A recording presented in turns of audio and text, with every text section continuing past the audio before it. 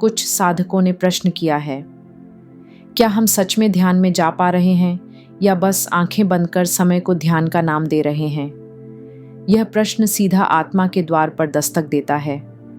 कई साधक बड़े प्रेम और उमंग से हर दिन प्रातः उठकर एक नई ताजगी के साथ साधना में बैठते हैं।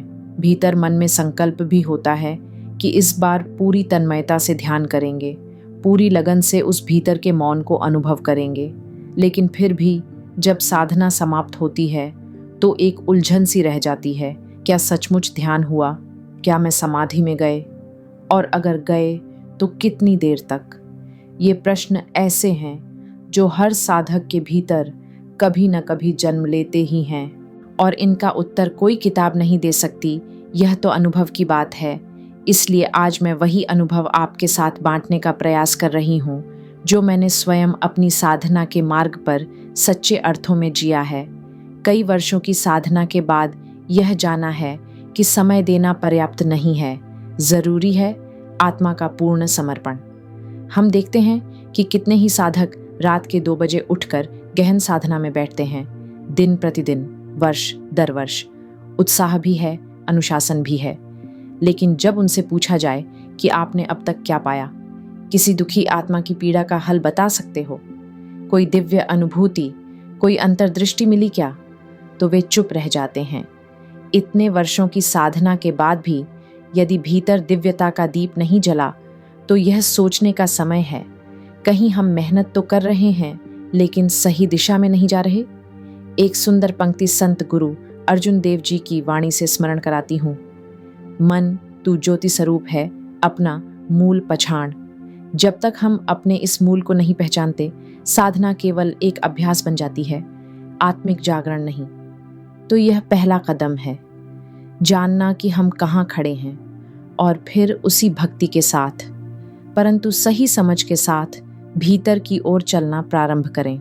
और फिर भी इतने वर्ष साधना करने के बाद भी जब कोई साधक भीतर से इतना सक्षम नहीं हो पाता कि अपने ही जीवन की उलझनों का समाधान कर सके या किसी दुखी आत्मा के दुख को स्पर्श करके कुछ शांति दे सके, तो कहीं न कहीं वह साधना सतह पर ही अटकी हुई है।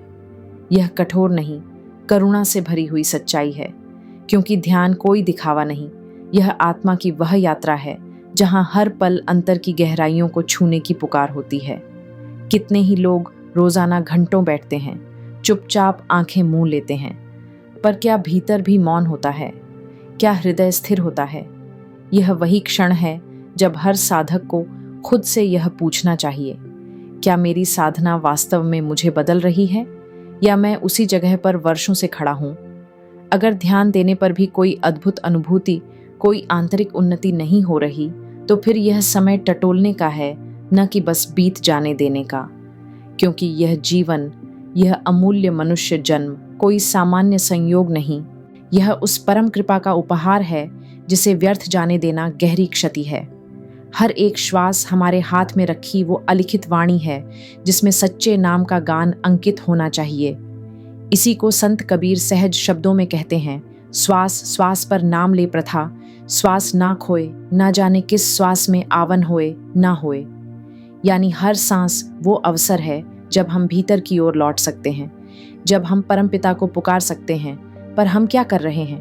अगर हर दिन बस गुजर रहा है और ध्यान में कुछ भी गहराता नहीं, तो साधना समय नहीं बदल रही, बस दिन काट रही है। और कबीर साहिब की वह वाणी दिल को छू जाती है, श्वासा खाली जात है 3 लोक का मोल। जो एक एक श्वास की कीमत को नहीं जानता, वह पूरी जिंदगी के अमृत को यूं ही बहा देता है। तो अब समय है इन सांसों को अर्थ देने का, साधना को आत्मा की पुकार बनाने का। इसलिए जब मैं यह कहती हूँ कि एक एक श्वास 3 लोकों के मोल के बराबर है, तो वह कोई कविता नहीं, वह एक चेतावनी है, एक सच्चा जागरण। हर श्वास जो यूं ही बीत गया, वह दोबारा लौटकर नहीं आता, और यही श्वास हमें भीतर ले जा सकता है उस परम सत्ता के द्वार तक। इसलिए अब समय को हल्के में लेना नहीं है, ध्यान को मात्र बैठने की क्रिया नहीं, बल्कि उस परम पिता से मिलन की सच्ची तैयारी बनाना है। और इसके लिए जरूरी है सही ढंग, सच्ची लगन और एक आत्मिक सरलता। आइए अब हम उन साधकों की बात करें जो ध्यान में सही मार्ग पर चल रहे हैं। जब ऐसे साधक अपने आसन पर बैठते हैं तो जैसे ही आंखें बंद करते हैं 2 से 3 सेकंड में ही भीतर कुछ खिंचता हुआ महसूस होता है और उनकी चेतना तुरंत उस पवित्र स्थान पर पहुंच जाती है जहां से सच्चा ध्यान आरंभ होता है। वे उस सूक्ष्म क्षण में उस परम सत्ता से जुड़ जाते हैं, मानो अंतर की डोर किसी अदृश्य शक्ति से जुड़ गई हो। यह कोई कल्पना नहीं, यह एक बहुत सजीव अनुभूति होती है जो केवल अनुभव में आती है, और यह अनुभव केवल उन्हीं को होता है जो निरंतर अभ्यास से, श्रद्धा से और प्रेम से अपने भीतर उतरते हैं। जैसे बिजली की तारें चाहे कितनी भी लंबी क्यों ना हो, स्विच दबाते ही छोर पर लगे बल्ब में रोशनी फैल जाती है। ठीक उसी तरह जैसे ही साधक भीतर जुड़ता है, वह परम पिता की रोशनी को अपने भीतर अनुभव करने लगता है। वह प्रतीक्षा नहीं करती, वह प्रयत्न करती है, लेकिन वह प्रयत्न ऐसा होता है जिसमें कोई जोर नहीं, बस पूर्ण समर्पण होता है। और उसी समर्पण में ध्यान जागता है और वहीं से आत्मा की यात्रा आरंभ हो जाती है। अब यहाँ एक और सूक्ष्म लेकिन बहुत महत्वपूर्ण भेद सामने आता है, साधना की दिशा का। यदि कोई साधक किसी विशेष उद्देश्य या कामना के साथ ध्यान करता है, जैसे किसी खोई वस्तु का पता लगाना हो, कोई अदृश्य बात जाननी हो या भविष्य की कोई झलक पाना चाहता हो, तो उसे वह दृश्य मिलने लगते हैं, लेकिन वह केवल उसकी ही सीमा बनकर रह जाते हैं। यह स्थिति दिव्यता की झलक जरूर देती है, परंतु वह आत्मा की मुक्ति की ओर नहीं ले जाती। वह देखने का आनंद देती है, पर मिलने का नहीं। परंतु जब एक साधक निस्वार्थ होकर, बिना किसी चाह के, केवल उस परम प्रभु से मिलने की तड़प में ध्यान करता है, तब बात बदल जाती है। तब वह स्वयं को छोड़कर उस अनंत की ओर बहने लगता है, और तभी दृश्य अपने आप खुलते जाते हैं। कोई मांग नहीं, कोई खींचातानी नहीं, बस एक प्रेमपूर्ण समर्पण और भीतर का मौन। यही है वो मार्ग जो मोक्ष की ओर ले जाता है, जहां आत्मा परमपिता के साक्षात दर्शन करना प्रारंभ कर देती है। पर फिर भी बहुत से साधक ऐसे होते हैं जो सालों से साधना कर रहे होते हैं, लेकिन फिर भी कोई विशेष अनुभूति नहीं होती। वे भरसक प्रयत्न करते हैं, समय भी बहुत देते हैं, लेकिन अंतर में कोई गहराई नहीं बनती, और फिर मन में एक थकावट, एक खालीपन घर करने लगता है। क्यों होता है ऐसा, यही समझना अत्यंत आवश्यक है, क्योंकि जहाँ साधना हो और फिर भी भीतर का आकाश न खिले, तो निश्चित ही कोई बात छूट रही है। अब हमें उस छूट को पहचानना है और समाधि की ओर बढ़ने की सच्ची तैयारी समझनी है। और जब कोई साधक सच्चे भाव से ध्यान करता है और जब साधना धीरे धीरे गहराने लगती है, तब एक और रहस्यमयी अनुभव उसकी प्रतीक्षा करता है। एक प्रकार की नींद जो साधारण नहीं होती। यह नींद थकान से नहीं, बल्कि आत्मा की उस स्थिति से जुड़ी होती है जहां वह बाहर की दुनिया से थोड़ा अलग होने लगती है और भीतर के मौन की ओर खींचने लगती है।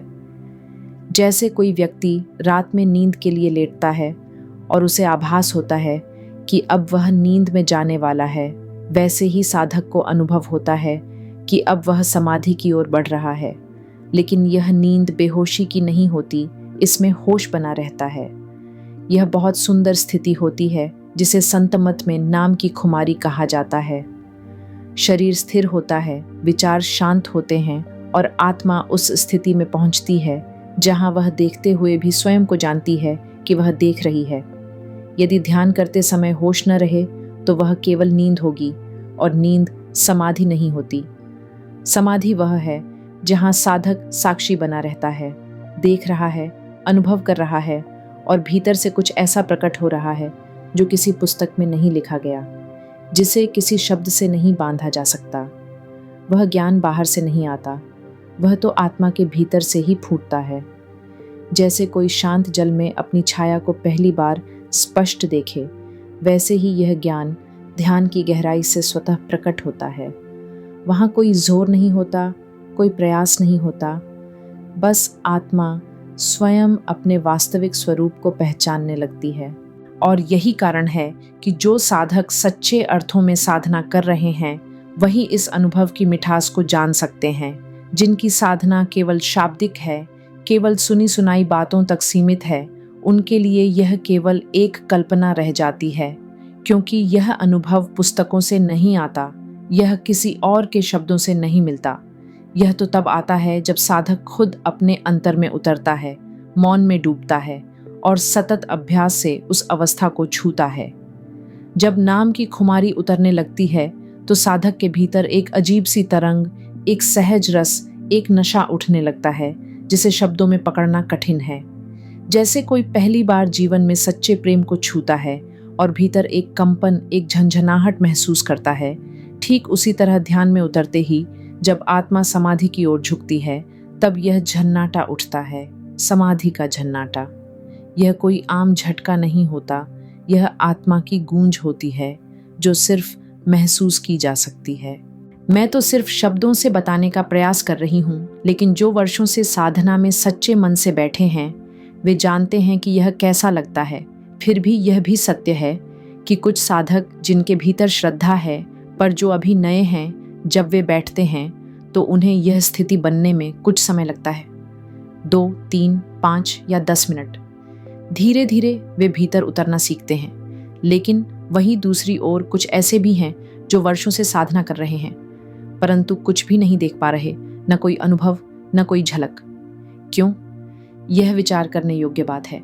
ध्यान में बैठना केवल शरीर का बैठना नहीं है, यह तो आत्मा का एक संपूर्ण समर्पण है, एक प्यास है, एक मौन पुकार है। और जब तक यह अंतर से नहीं उठती तब तक ध्यान केवल एक आदत बना रह जाता है।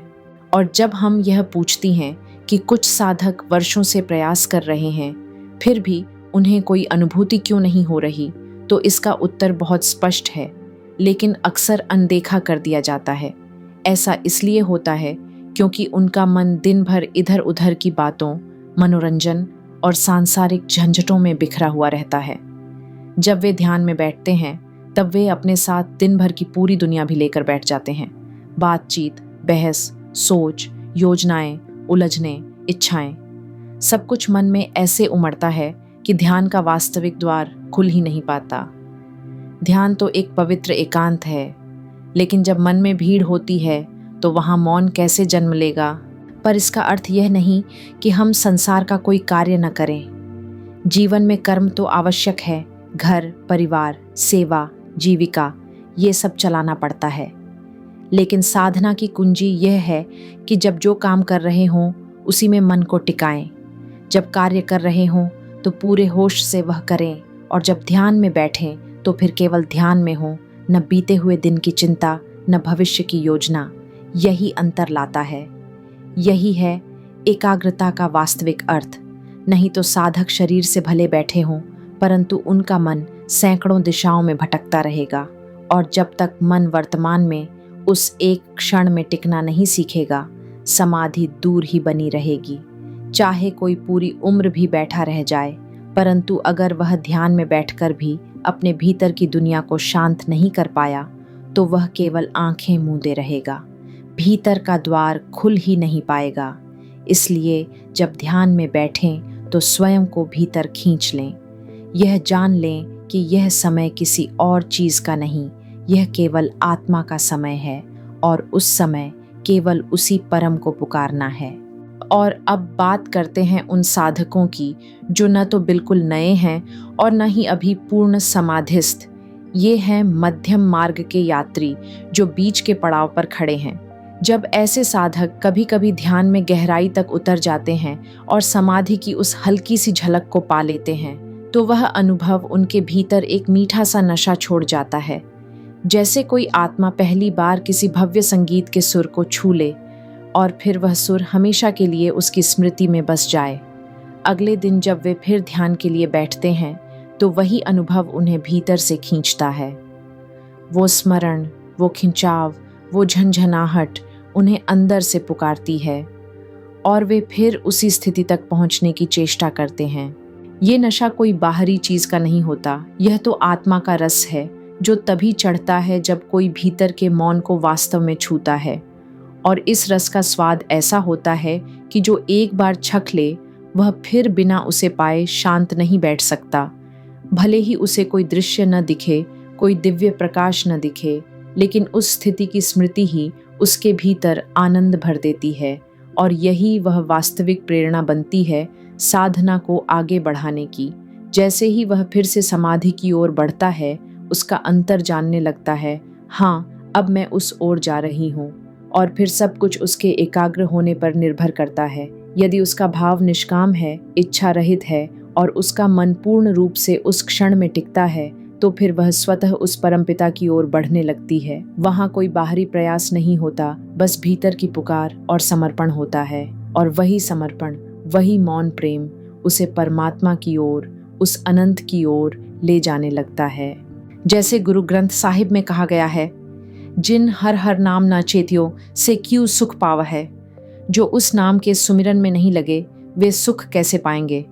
और जो उसमें लीन हैं, उनके लिए हर ध्यान, हर बैठकी परम रस का एक नया द्वार बन जाती है। और अंत में एक बहुत सूक्ष्म पर गहरा अंतर, जिसे हर साधक को समझना चाहिए।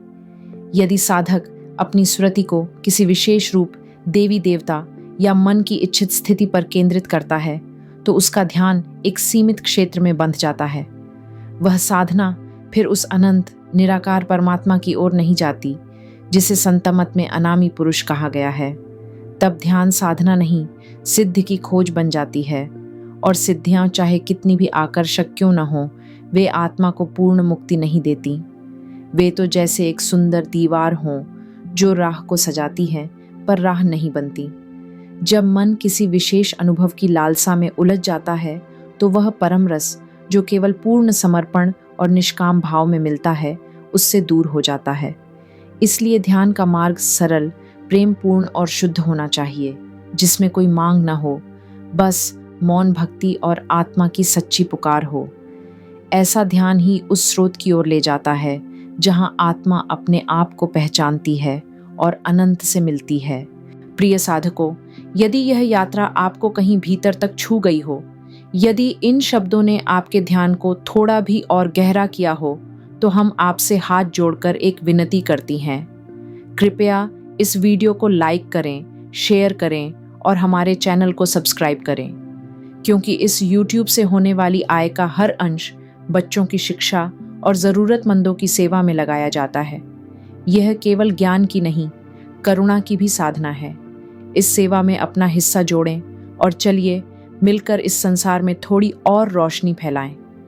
अब शब्द रुक जाते हैं, लेकिन भाव बहते रहते हैं। जैसे कोई भजन धीरे धीरे मौन में विलीन हो जाए और उसकी अंतिम धुन हृदय में देर तक गूंजती रहे। रहमत और रूहानी शांति आपके साथ हो।